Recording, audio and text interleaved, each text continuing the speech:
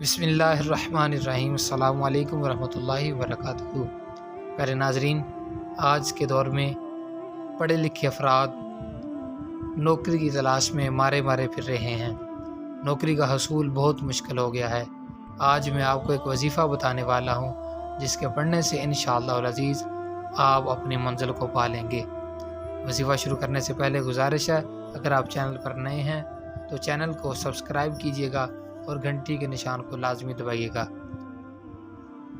پیارے ناظرین، جو شخص نماز چاشت کے بعد آسمان کی طرف ہاتھ اٹھا کر روزانہ 10 مرتبہ یہ اسم مبارک پڑھے گا اور پھر اپنے منہ پر ہاتھ پھیرے گا، اللہ تعالی اسے انشاءاللہ العزیز غنی بنا دیں گے، یعنی وہ شخص سخی ہو جائے گا اور وہ شخص کبھی کسی دنیا دار کا محتاج نہیں ہوگا۔